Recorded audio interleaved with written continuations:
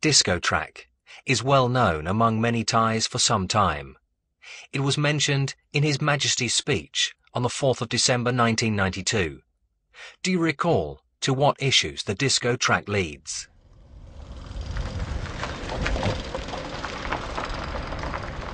By the look of it, the road is no different from any other. But the sign disco track stands out to anyone who sees it, not because it bears something unusual, but the name refers to one of the roads to be kept in our memories because it relates to His Majesty the King. It was an unpaved road, actually a path, passable to ox-drawn carts, with thick woods and overgrown vegetation on both sides. Even local people found it quite trying to go through there. The king described it as a rocky road, making you shake as if dancing in a discotheque. That was when the term came up, just as the king was travelling through. By the time he came back through, the path had been named.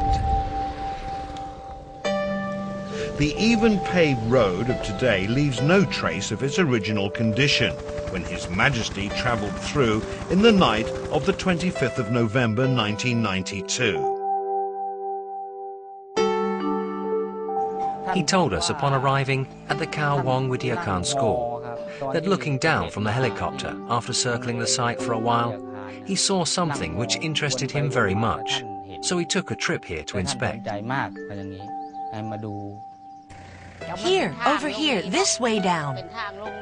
What Mrs. Piangsi was referring to is the way to Gutdor Ken, close to Lower Lampayang Creek, the destination of His Majesty's marathon trip in those days. Close by was the impromptu guide's, Mrs. Piangsi's own tiny plot of land.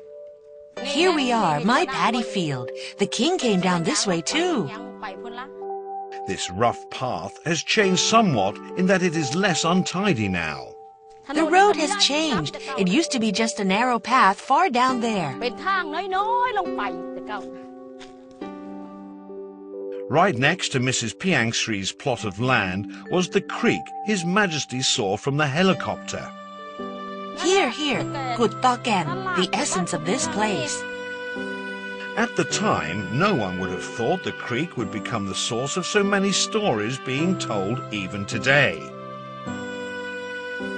Here, step over this fence, over toward the track. Are you coming?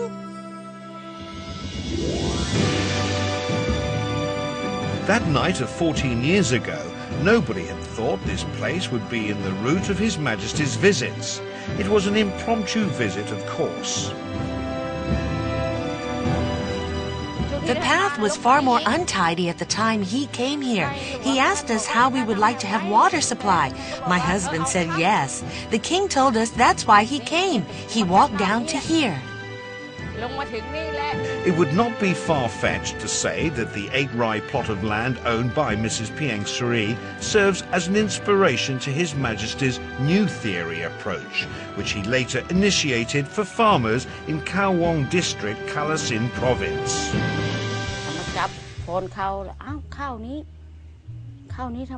He grabbed a sheaf saying, "Oh, I see no grains on these stalks." That was how he put it. Why was there no grain? This is not edible. They are half-grain crops. We really had no water at all. The creek dried up completely. Only rocks everywhere. Despite long periods of absolutely no rain, coupled with sandy soil which barely holds water, it was astonishing to His Majesty that the rice plant was that hardy in its struggle for survival. This gave rise to his subsequent remark that only a little bit of help can mean a somewhat bigger gain. At least they can have enough to eat. Quite a large number of Thai farmers own less than 20 rai of land each. Their livelihood relies solely on Mother Nature's mercy. As a result, the yield from these small plots of land does not suffice to bring in an income to feed the family.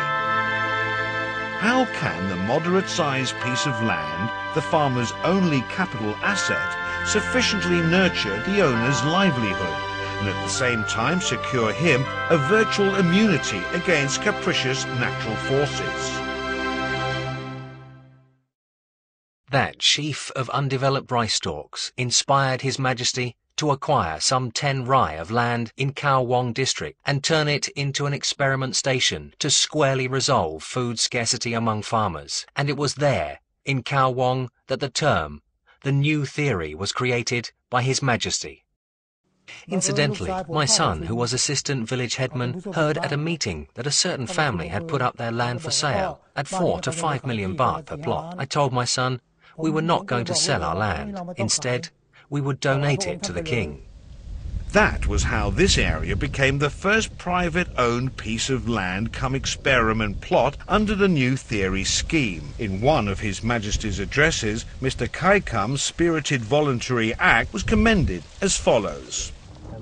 And he did not even impose any condition. He did not say he would like this or that in return if the project proved successful. Nothing. All he specifically said was that the king was to use his land as he saw fit. It goes to show that even a country folk understands very well how to go about developing a nation. After the land donation, His Majesty let me continue on with the farming for generations. But just do not sell it, he told me. Ever since then, Mr. Kaikam has put the new theory into practice. An exemplary farmer, he continues to enjoy full revenue from what his land, His Majesty's land, has yielded. An industrious person never starves, was what the king said, and it was verifiably true too.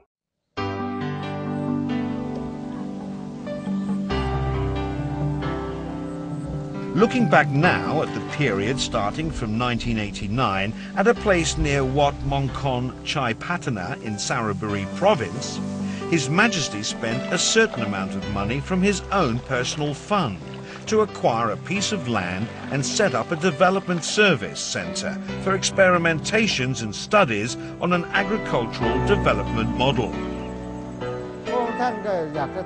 His Majesty's objective was to establish by experimentation whether it would be feasible to develop a plot of land owned by an average farmer's household, say 10 to 20 rai, through integrated agriculture, which should help make farmers become self-supporting the whole year through, and possibly even have an excess of produce to be sold. At that early stage, His Majesty had not called it the new theory yet.